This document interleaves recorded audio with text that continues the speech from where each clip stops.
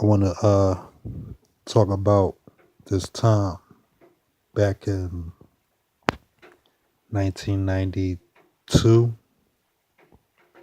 in between 92 93. I used to be an intern at Ruffhouse Records when it was located in Philadelphia around 4th and Spring Garden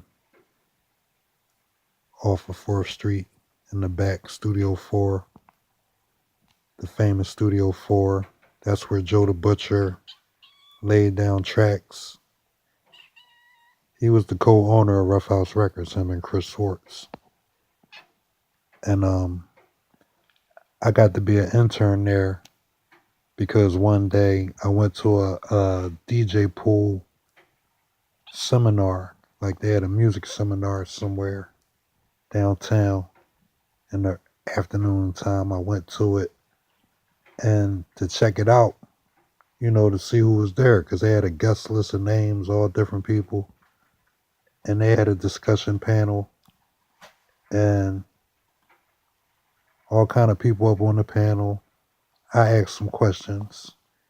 And at the end of the panel, some of the people that were, at the end of the discussion, some of the people at the panel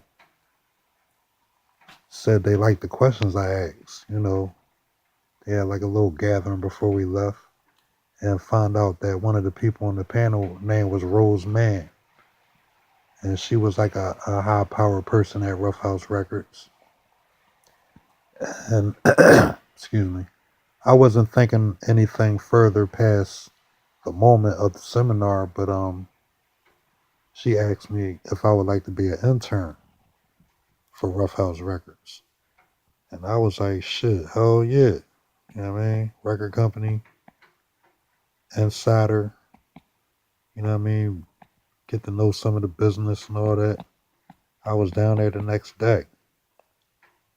And, this was during the time when Cypress Hill was popping. I'm talking about their first album, and then How I Could Just Kill a Man, and Hand on the Pump, Hand on the Glock.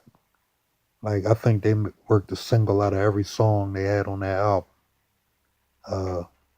Fugees, I think they was jumping out the box a little bit, but Kross was the shit. That fucking jump, Kross and Warm It Up Kris.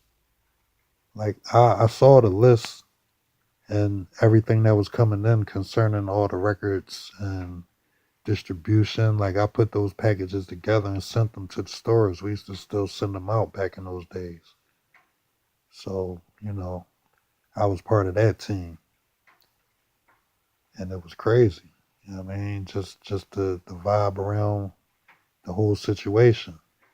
The studio rooms all around the record company. Studio 4, Schoolie D was in there. I met Grover Washington Jr. in there. Rest in peace to him. But Schoolie D had a homie named Cheese.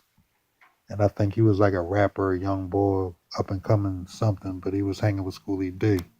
And that was my man back in the day. His name Cheese, light-skinned dude.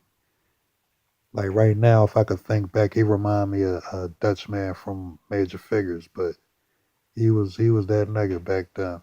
If anybody ever hear of him or know him, Cheese from West Philly, 52 Parkside.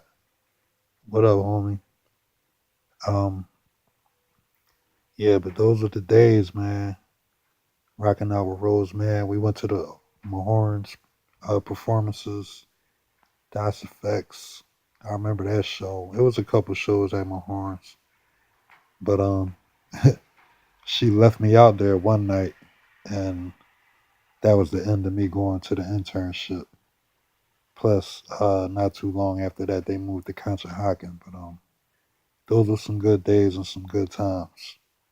Shout out to everybody at Ruffhouse Records, Kris, Joe, Roseman, everybody. I was there when the Roots came in there trying to get signed, and they got turned down. That's crazy, right? Peace.